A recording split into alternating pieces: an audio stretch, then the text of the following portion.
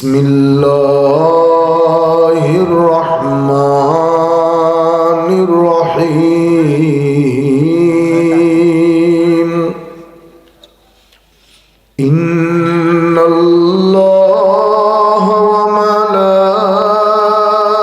وملائكته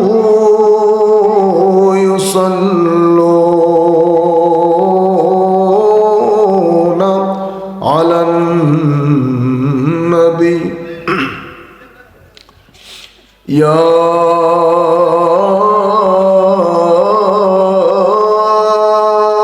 أيها الذين آمنوا صلوا عليه وسلموا تسليما اللهم سيدنا مولانا محمد وعلى آل سيدنا مولانا محمد اللهم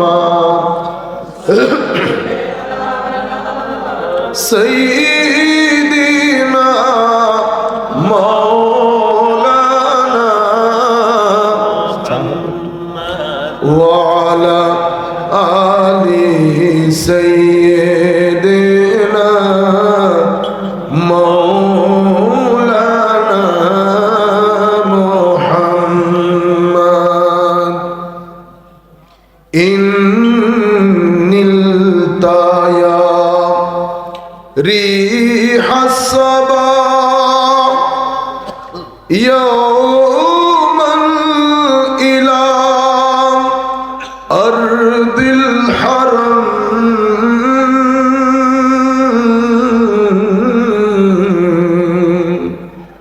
بلغ سلامي روضة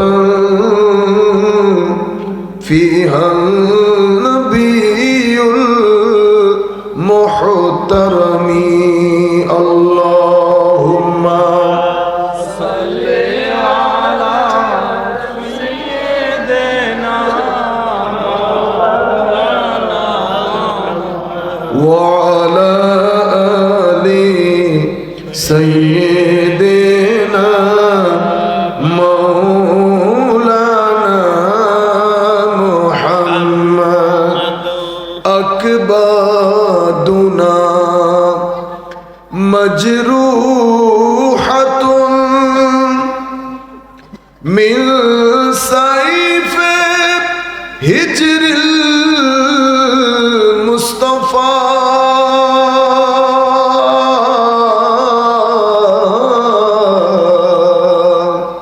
طوبى لأهل بلدة فيها النبي المحتشم اللهم صل على سيدنا مولانا محمد وعلى آل سيدنا مولانا محمد يا رحمة للعالمين أنت شفيع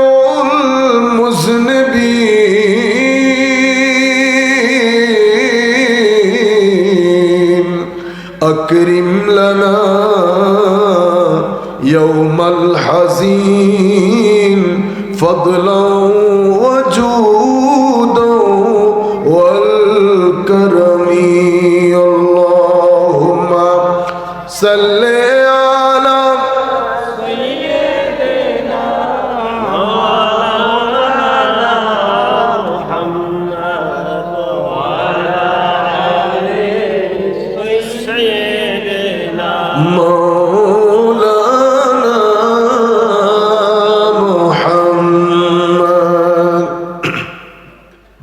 بسم الله الرحمن الرحيم يا أيها الذين آمنوا اتقوا الله وآمنوا برسوله يؤتكم كفلين من رحمته ويجعل لكم نورا تمشون به ويغفر لكم والله غفور رحيم صدق الله مولانا العظيم وصدق رسوله النبي الحبيب الكريم ونحن على ذلك لمن الشاهدين والشاكرين رب صل وسلم وبارك عليه উপস্থিত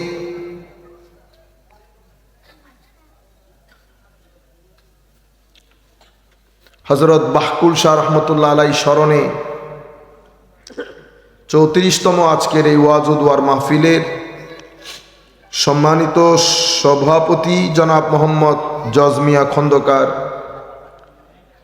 অনুষ্ঠানের সম্মানিত প্রধান অতিথি জনাব মোহাম্মদ সাইফুল আলম মুরাদ, আজকের এই অনুষ্ঠানের আলোচক হজরত মাওলানা বেলাল হুসাইন ফারুকি, হজরত মাওলানা নজমুল ইসলাম সাহেব, মাওলানা রেদওয়ান হুসাইন সাহেব সহ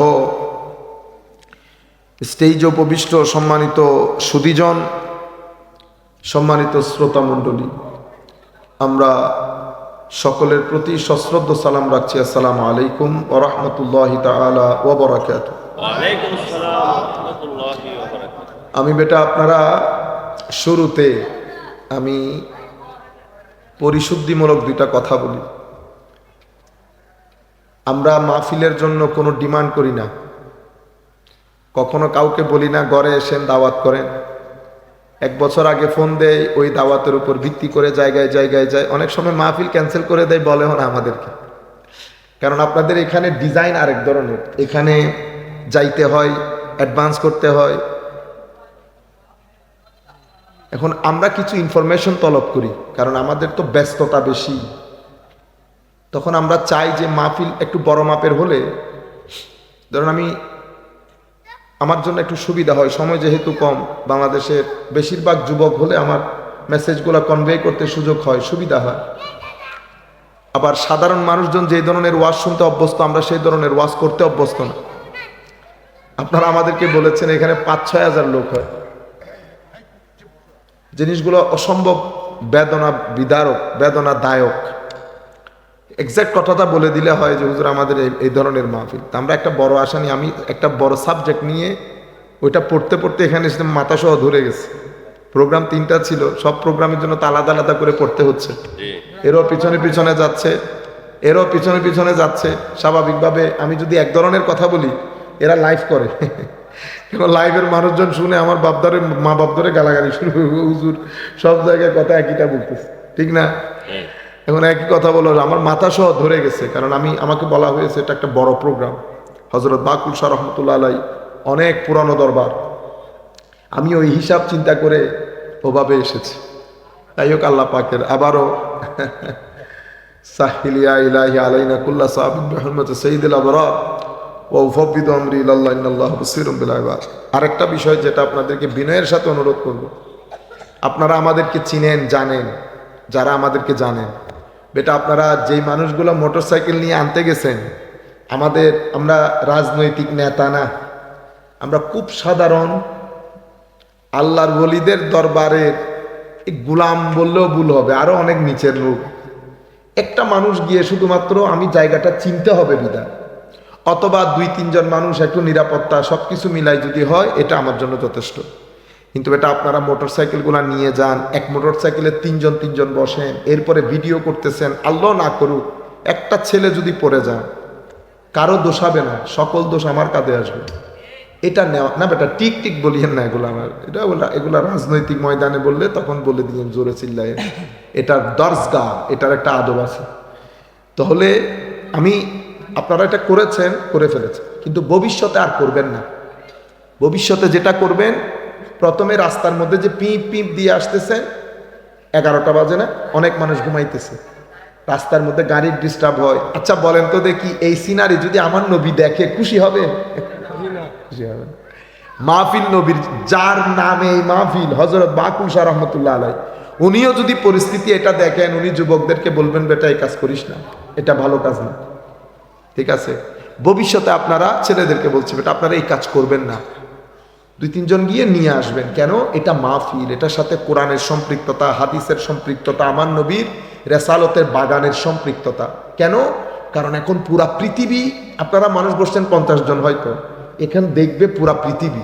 ঠিক আছে, পুরা পৃথিবীর কাছে যখন মেসেজগুলো যাবে, পুরা পৃথিবী আমাদেরকে বলবে আমরা মেন্টাল। আমরা কি? মেন্টাল। এই কাজ আর কখনো করবেন না। কোনো হুজুর যদি এটা ডিমান্ড করে তাকে দাওয়াত করবেন না, আমি করলে আমাকেও করবেন না দাওয়াত।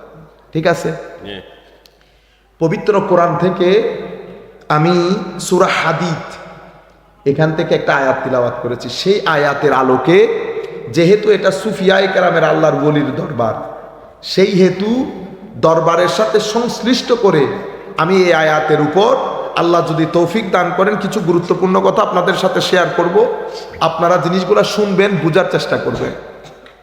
আমার আল্লাহ বলছেন, ইয়া আইয়ুহাল্লাযীনা আমানু ইত্তাকুল্লাহ, আমাদেরকে ডেকে বলছেন তোমরা আল্লাহকে ভয় করো, অথবা যেই জিনিসগুলো আমার আল্লাহ অপছন্দ করে সেই জিনিসগুলা থেকে নিজেকে বাঁচিয়ে রাখো। এরপরে কি বলেছে? ওয়া আমিনু বিরাসূলিহি। হায় হায়, প্রথমে বলেছে অ মুমিন, আল্লাহ অপছন্দ করেন এমন কাজগুলা থেকে নিজেদেরকে বাঁচিয়ে রাখো। আবার বলছে ওয়া আমিনু বিরাসূলিহি, তার রসুলের উপর ঈমান আনো। শুরুতে মুমিন বলে নাই তো, রসুলের উপর ঈমান না আনলে কি মুমিন হতে পারবে? না। তাহলে কি বুঝলাম? তাহলে বুঝতেছি আল ঈমানু ঈমানাইন, ঈমান 2 ধরনের। কয় ধরনের? 2 ধরনের। 2 ধরনের। এটা আমি বলি নাই, এটা ইমামে হাসান রাদিয়াল্লাহু তাআলা আনহু বলেছেন। ইন্নামাল মুমিনুনা আল্লাযীনা ইযা যুকিরাল্লাহু ওয়াজিলাত কুলুবুহুম, সূরা আনফালের একটা আয়াত, 2 নম্বর আয়াত বুঝ। সেই আয়াতের ব্যাখ্যায় মুফাসসিরিনে কেরাম এই রিওয়ায়াতটা এনেছেন, আল ঈমানু ঈমানাইন। ঈমান কয় ধরনের? 2 ধরনের। এক ধরনের ঈমান হচ্ছে আশহাদু আল্লা ইলাহা ইল্লাল্লাহ ওয়া আশহাদু আন্না মুহাম্মাদান আবদুহু ওয়া রাসূলুহু। এটা মুখে আপনি পড়লেন না, মুসলমান হয়ে গেছে, এটা এক ধরনের। কিন্তু আরেকটা ঈমান কোন ধরনের? মুখে এটা সাক্ষী দেওয়ার পরে ঈমানের নূর যখন ভিতরে গিয়ে ভিতরের জগৎকে পরিষ্কার করে দেয়, এটা আরেক ধরনের ঈমান। যখন ভিতরের জগতের মধ্যে আপনার মৌখিক স্বীকৃতির নূর যখন ভিতরের জগতে গিয়ে আঘাত করবে, তখন আপনার ঈমান ভিতরের জগতে একটা বৃক্ষের রূপ ধারণ করবে। তখন আপনার ভিতরের জগতে একটা হাল তৈরি হয়। আমাদেরটা মুখের ঈমান, বাহকুল রহমতুল্লাহ আলাইহি সহ ওলিদের ঈমান এটা শুধু মুখের না, এটা অন্তরেরও ঈমান। তো মুখেরটা অন্তরে গেলে কেমন হয়? তো মুখের ঈমান যখন অন্তরে জায়গা করে নেয়, তখন তার সামনে যদি শুধু এতটুকুন বলেন না আল্লাহু আকবার, সে কাটা মুরগির মতো করবে। সেটা আমি করতে পারবো না। আমার আল্লাহ কি বলেছেন? ইজা যুকিরাল্লাহ ওয়াজিলাত কুলুবুহুম, জিক্রে ইলাহি করা হলে মনে হয় যেন তার দিলের উপর 50 কেজি ওজনের পাথর রাখা হয়েছে, দিল বের হয়ে আসতে চায় আল্লাহর ভয়ে। ওয়া ইজা তুলিয়াত আলাইহিম আয়াতুহু যাদাতহুম ঈমানা, তাদের সামনে আল্লাহর কোরআনের আয়াত তিলাওয়াত হলে তাদের ঈমানের সাগরের মধ্যে তরঙ্গের তৈরি হয়। তারা চায় আরো বাড়ুক, আরো বাড়ুক। এই যে দীর্ঘক্ষণ নামাজের মধ্যে দাঁড়িয়ে থাকে, চুপে চুপে দাঁড়িয়ে থাকে না, তিলাওয়াতের মাধ্যমে দাঁড়িয়ে থাকে, তিলাওয়াতের মাধ্যমে। কিন্তু আমি পারছি না, আমার কোমর ব্যথা হয়, আমার হাঁটু ব্যথা হয়। কিন্তু আল্লাহর কিছু বান্দা আছে তিলাওয়াতের সাথে সাথে তারা তিলাওয়াতের ভিতরে এত বেশি ঢুকে যায়, কোমর ব্যথা, হাঁটু ব্যথা এটা আমার লাগে, তার লাগে না, তার লাগে না। আপনারা মদিনা শরীফের মধ্যে তাহাজ্জুদ পড়ছেন কখনো? পড়ার কথা অবশ্যই পড়েছেন। ও কেরাত পড়তে পড়তে পড়তে আমার এক পরিচিত আদা নামাজ থেকে দেখি চলে যাইতেছে। আমি পরে বললাম কিরে বেটা? হুজুর এতক্ষণ। তাইলে দাঁড়ানি 2 ধরনের, একটা জিসমানি দাঁড়ানি, একটা রুহানি দাঁড়ানি। জিসমানি দাঁড়ানির মধ্যে ব্যথা আছে, রুহানি দাঁড়ানির মধ্যে এশক আছে। কি আছে? এশক আছে। তো জিসমানি দারানির লোক রুহানি দারানির লোককে দেখে বলে পাগল পাগল আজি শুধু শুধু এতক্ষণ দাঁড়ায় আছে। রুহানি দারানির লোক জিসমানি দারানির লোকরে দেখে বলে তুইও পাগল। কেউ কারোটা খেয়ে দেখে নাই, এটা খাইয়া দেখে নাই। আপনারা বুঝতে পারছেন আমার? ওয়াইজা তুলিয়াত আলাইহিম জাদাতুম ঈমান, তাদের তিলাওয়াতে কোরআন হলে তাদের ঈমানের সাগরের মধ্যে তরঙ্গ তৈরি হয়। ওয়া আলা রাব্বিহিম ইয়াতাওয়াক্কালুন, তারা তাদের জীবনের মধ্যে কোনো পছন্দ অপছন্দ থাকে না, যেভাবে আল্লাহ রাখে সেভাবে খুশি। যখনই জিজ্ঞেস করবেন আলহামদুলিল্লাহ। আমাদের এখনো মনে আছে অনেক পুরানো কথা, আমাদের যিনি মসজিদের ইমাম ছিলেন, ওনার বন্ধু, সিনিয়র বন্ধু, সবসময় আমাদের মসজিদে আসতেন। উনি আমাদের মসজিদে 50 বছর ইমাম ছিলেন। মানে আমার আব্বা যখন ইন্টারমিডিয়েটে পড়তেন তখন আসছেন, মৃত্যুর আগে আগে গেছেন, প্রায় 50, 55, 60 বছর। তো ওনার সময়কালে একজন বড় আলেমের রব্বানি হাফেজ, বড় আলেম ছিলেন না, হাফেজ ইমাম মসজিদে। তো পরে চাকরি বাকরি ছেড়ে দিয়েছেন। এশকে ইলাহি যখন গালেব হয়ে গেছে তখন চাকরি বাকরি ভালো লাগে না, রাস্তা রাস্তায় হাঁটতেন, যাইতেছেন তো যাইতেছেন, যাইতেছেন তো যাইতেছেন। 2-3 দিন না খেয়ে থাকতেন। তো জিজ্ঞেস করলে হুজুর ঠিক আছে তো খাওয়া দাওয়া করছেন? না, তোমার খোদা 2-3 দিন খাওয়াই নাই। তোমার খোদা 2-3 দিন? ও আমরা 2-3 দিন না খাইলে জায়গায় থাকতে পারবো, গ্যাস্ট্রিক বেড়ে যাবে কত কিছু। কিন্তু আপনি শরীর দেখেন, চেহারা দেখেন, নূর দেখেন, চমক ধমক দেখেন, আমাদের চেয়ে অনেক স্মার্ট। আপনারা বুঝতে পারছেন? তো এদের হিসাবের সাথে আমাদের হিসাব ওয়া আলা রাব্বিহিম ইয়াতাওয়াক্কালুন, কোনো অভিযোগ নাই। আমাদের তো এত খাওয়ার পরেও আমাদের ছেলেগুলারে আপনি এক তরকারি কম দিলে কত অভিযোগ না। আয় আয়, আমাদের ছেলেগুলা যদি জানতো অভিযোগ করতো না। পৃথিবীর মধ্যে বেটা এক ছেলে আইসা বলতেছে হুজুর আমারে আল্লাহ আরেকটু স্মার্ট বানাইলে আল্লাহর কোনো অসুবিধা হইতো। দেখছেন না অবস্থা? তা আমি তারে বলছি বেটা পৃথিবীর 95 ভাগ মানুষ, কয় ভাগ? 95 ভাগ মানুষ দেখতে এভারেজ।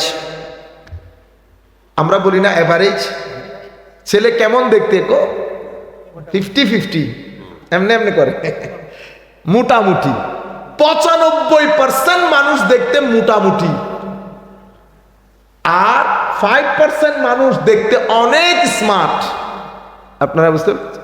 তাহলে শুকর করো যে আল্লাহ তোমাকে মোটামুটির মধ্যে বানিয়েছে। আপনারা বুঝতে পেরেছেন?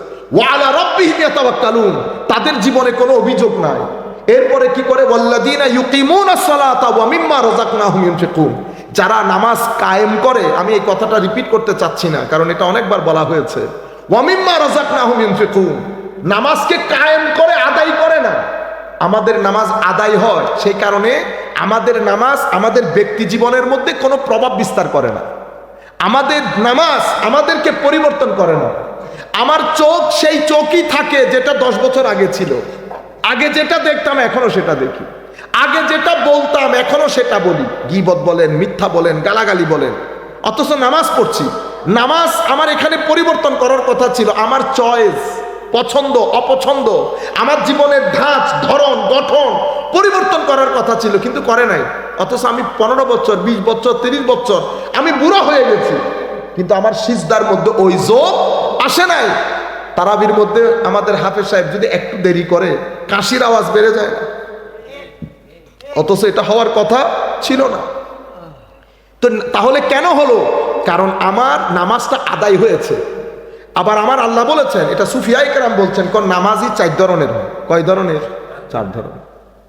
এক নামাজি, এটাকে বলে মুসাল্লি মুকাররাব, যার নামাজ তাকে আল্লাহর নৈকট্য দান করে, ইশক দান করে, মোহাব্বত দান করে, বেলায়ত দান করে, শেষ পর্যন্ত বাহাকুল রহমতুল্লাহ আলাইহি হয়ে যায়।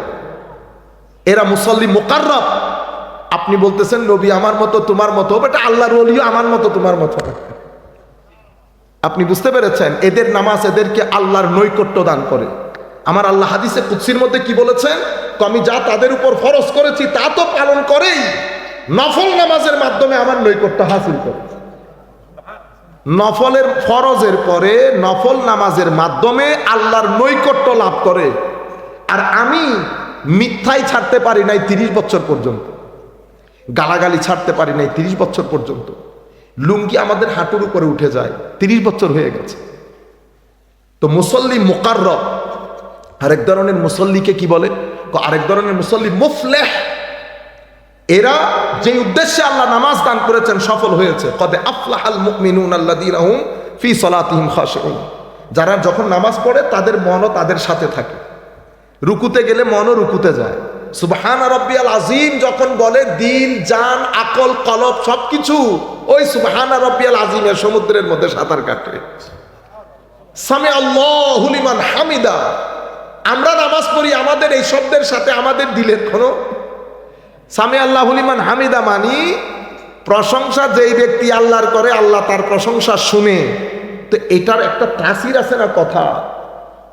আরে আমরা মা বলতেই কান্না করে দেই না মোনাজাতের মধ্যে, যখন আমরা বলি যাদের মা নাই আল্লাহ তাদের মার রুহে পৌঁছাই দাও, এতটুকুনের মধ্যে আপনার চোখের পানি পড়ে না কেন? সম্পর্কের কারণে। কিসের কারণে? সম্পর্কের কারণে। তাহলে মার সাথে সম্পর্ক আছে বিদায় চোখের পানি, এর সাথে কোটি গুণ বেশি আল্লাহর সাথে থাকার কথা না। কিন্তু সেই কানেকশন আমাদের ভিতরে নাই। আমরা মসজিদের মধ্যে ঢুকি, ফটাফট নামাজ পড়ি, 2 মিনিটে বের হয়ে যায়। সেই কারণে মসজিদের আদব পর্যন্ত আমাদের থাকে না। আমরা মসজিদের মধ্যে উঁচু আওয়াজে কথা বলি। ইমাম সাহেবকে তো কথা বলতেই দেই না, ইমাম সাহেবকে কথা বলতেই দেই না। মসজিদে কথা বলে চেয়ারম্যান সাহেব, বুঝছেন? চেয়ারম্যান এগুলো কোনোদিন বলিয়েন না। আমি মসজিদে আমেরিকার মধ্যে যে মসজিদে আছি, তো একদিন ভুলক্রমে সেক্রেটারি বলছে আমি মসজিদের সেক্রেটারি। আল্লাহ কুবামু যদি কোনোদিন সেক্রেটারি বলো, বন্ধু মানুষ তো। আল্লাহ মসজিদের বেটা কোনো চেয়ারম্যান সেক্রেটারি হয় না। আমরা সবাই খাদেম, আমরা সবাই খাদেম। কেউ মসজিদের অ্যাডমিনিস্ট্রেশন দেখবে, কেউ মসজিদের ভিতরে রুহানি তরবিয়ত দেখবে। যিনি রুহানি তরবিয়ত দেখভাল করেন উনি ইমাম, আর যিনি মসজিদের বিল্ডিং দেখভাল করেন ইনারা খাদেম, ওই যে কমিটি। আপনারা বুঝতে পেরেছেন? তো এখন আমরা মসজিদে উঁচু আওয়াজেও কথা বলি, আদব রক্ষা করতে পারি না। তো এক ব্যক্তি, একটা ছেলে মসজিদের মধ্যে ঢুকতেছে, বন্ধুদের সাথে কথা বলতেছে, কথা বলতে বলতে ওই ওদেরকে বলতেছে তোমরা 2 মিনিট থাকো, আমি ঢুকতেছি মসজিদ, নামাজটা পড়ে আসি। কোনার মধ্যে হায় হায় আল্লাহর এক ফকির বসা। আমাদের এখানে দরবেশ থাকে না, দরবেশ পাকিস্তানের, নাম বাবা বুল্লে শাহ। নাম কি? বাবা বুল্লে শাহ। কিছু লোকাল দরবেশ থাকে না, লোকাল। তো লোকাল ব্যক্তি, আপনাদের এখানে তিতাসের একটা ল্যাঙ্গুয়েজ আছে না, যেভাবে আমাদের চট্টগ্রামের ল্যাঙ্গুয়েজ আছে, চিটাঙের ল্যাঙ্গুয়েজ, ওয়াজ করা শুরু করলে বুঝিব না কেউ। তো বলতে চাচ্ছিলাম বাবা বুল্লে শাহ পাহাড়ি ভাষায় কথা বলে। তো ঢুকতেছে, ঢুকে বের হয়ে গেছে 2 মিনিটের মধ্যে। হায় হায়, আশেকের নামাজ আর সাধারণ মানুষ নামাজের মধ্যে ফারাক কতটুকু। উনি ডাইকা বলতেছে, বেটা এটা কি করলা তুমি? হুজুর নামাজ পড়ছি। এটা শুনে উনি অনেক রেগে গেছে। উনি বলতেছেন, উত্তু দুয়ে লাত্তা গোড়ে তেরে আন্দর রহি পলিতি দুনিয়া দারা রব দে নাল বি 420 মানে 420 420 তু কিতি। মানি নামাজের জন্য পুকুরে নামলা, এমনি এমনি করে ওযু করলা, কি করলা তুমি জানো, তোমার খোদা জানে। তেরে আন্দর রহি পলিতি, ওযুর পানি দিয়ে বাহির সুন্দর করে পরিষ্কার করলা, ভিতরের ময়লা তো বেটা ভিতরে রয়ে গেছে। এই যে বন্ধুদেরকে নিয়ে গালিগালাজ করেছো, গীবত করেছো, আরো কি কি কথা বলেছো, ভিতরের ময়লা ভিতরে রেখে তুমি যখন মসজিদের মধ্যে আল্লাহু আকবার বলবা, কখনো তোমার জবান আর কলব একসাথে হবে না। জবান আর কলব একসাথে। তখন উনি কি বলছেন? দুনিয়াদারা ও দুনিয়াদার রব দে নালবি, মানে আল্লাহর সাথেও কি 420 গিরি করবি? আল্লাহর সাথেও কি 420 গিরি করবি? এখন সাধারণ নামাজ আর আশেকের নামাজের মধ্যে এই ফারাক। এই জন্য নামাজ মুসলিম দুনিয়া, মুসলিম সভ্যতা একটা জাতিকে সভ্য করার জন্য, সুশীল করার জন্য, শ্লীল বানানোর জন্য, অশ্লীলতা থেকে বের করার জন্য, করাপশন থেকে বের করে শুদ্ধ মানুষ করার জন্য নামাজের কোনো বিকল্প নাই। তবে সেই নামাজ আপনাকে শিখতে হবে তরিকত যারা পালন করেন, খানেকা যারা চালান আল্লাহর ওলি, তাদের কাছ থেকে। বুঝতে পেরেছেন? আল্লাহ কোরআনে পাকের মধ্যে কি বলেছে? কদ আফলাহাল মুমিনুন আল্লাযীনা হুম ফি সালাতিহিম খাশিউন। যাদের নামাজের মধ্যে খুশু আছে তারাই সফল মুমিন। খুশু কি? খুশু হচ্ছে ভিতর এবং বাহির একাকার হয়ে একাগ্রতার সাথে নামাজ পড়া, যেই নামাজের মধ্যে আদাবগুলা রক্ষা হবে, নামাজের রুকন, নামাজের আরকান, নামাজের তিলাওয়াত, নামাজের মধ্যে তাসবিহাত, তাহলিলাত, এরপরে আপনার ভিতরের জগতের প্রেজেন্স, উপস্থিতি। এটা কখন হবে? এটা আপনি ইচ্ছে করলে পারবেন না, এটা একটা প্রসেসিং। আমাদের অনেকে জিজ্ঞেস করে, হুজুর এটা সম্ভব কিভাবে হয়? আমার ভাইয়েরা, এটা একদিনে হয় না, এটা একটা প্রসেসিং শুরু হয় কখন থেকে? প্রসেসিংটা শুরু হয় আগে আপনার ভিতরে। উনি কি বলেছেন? তেরে আন্দর রহি পলিতি। তো ভিতরে তো বলে যে পলিত মানে হচ্ছে আপনার গন্দগি, আপনার ময়লা তো ভিতরে থেকে গেছে। ময়লা কোথায় থাকে? নফসের জমিনের মধ্যে। আপনি যদি নফসের জমিনের ময়লা পরিষ্কার না করেন, তো আপনি রূহ এবং কলব বাতেনকে নামাজের মধ্যে রাখতে পারবেন না, যাই হোক, আমরা ওই রাস্তায় না হাঁটি, ওইটা আরেকটা রাস্তা। এখন থেকে আপনারা এই জিনিসগুলো খেয়াল করবেন, নামাজের মধ্যে সময় দিবেন। সময় মানি আপনি দেখেন পাঞ্জে গানা নামাজের মধ্যে অনেক সময় লাগে না, কিন্তু 10 মিনিট, টোটাল 50 মিনিট। আপনি 8 ঘন্টা 9 ঘন্টা ঘুমান, 50 মিনিট আল্লাহর নামাজের জন্য দেওয়া যাবে না? কিন্তু নামাজের মধ্যে আমরা দৌড়াদৌড়ি করবেন না, কখন? আস্তে ধীরে 2-3 মিনিটে না, যাই পড়েন, ইন্না আতওয়াইনা পড়েন, কুল হুয়াল্লাহু আহাদ পড়েন, আস্তে ধীরে পড়েন। নিজেকে ওখানে রাখার চেষ্টা করেন। যদি মন বাইরে চলে যায়, আবার মনকে ভিতরে আনেন, কনসেন্ট্রেট করেন, আদবের সাথে নামাজ পড়েন। নিজের ভিতরে লজ্জা, অনুতপ্ততা, এগুলা ভিতরে রাখেন, এমন ভাবে নামাজ পড়েন বাইরে থেকে মানুষ দেখলে বুঝে যেন বড় ভদ্রতার সাথে, আদবের সাথে নামাজ আদায় করছে। আপনারা বুঝতে পেরেছেন? তাইলে মুসল্লি মুফলেহ। আরেক ধরনের মুসল্লিকে বলে মাজুব। এরা নামাজ পড়ে, আল্লাহ এদেরকে সওয়াব দান করবেন, ক্ষমাও করে দিবেন। এরা কারা? এরা আমাদের কথা বলছে। এরা নামাজে পড়ে, মন বের হয়ে যায়, আবার মন বের টাইনা ধরে মসজিদের মধ্যে ঢুকায়, আবার বের হয়, আবার টেনে ধরে মসজিদে ঢুকায়। হায় হায়, আমার আল্লাহর হয়তো অনেক ভালো।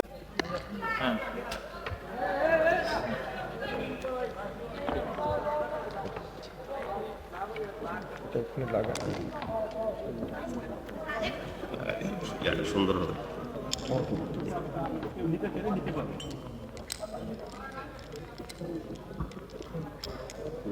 সম্মানিত উপস্থিতি, মোহাম্মদ সাইফুল আলম আজহারী সাহেবের লেখা একটা কিতাব এসেছে, মদিনা সনদের আইনি বিশ্লেষণ। এই কিতাবটি যাদের প্রয়োজন, আমরা স্টেজের থেকে, স্টেজের পশ্চিম পাশ থেকে নিতে পারি, আমরা বইটি সংগ্রহ করতে পারি।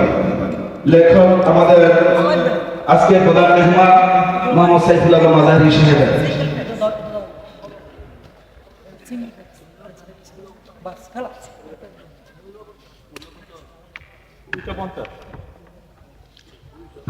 কিতাবটার মূল্য 250 টাকা। 250 টাকা কিতাবটার মূল্য। এটা একটু নিচে নামানো যাবে না? এটা একটু নিচে নামানো যাবে? আর যাবে না? ঠিক ঠিক। أعوذ بالله من الشيطان الرجيم.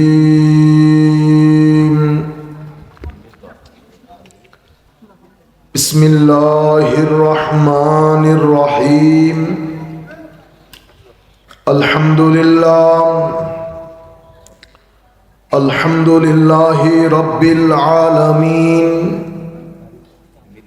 والعاقبة للمتقين، والصلاة والسلام على سيدنا ومولانا محمد النبي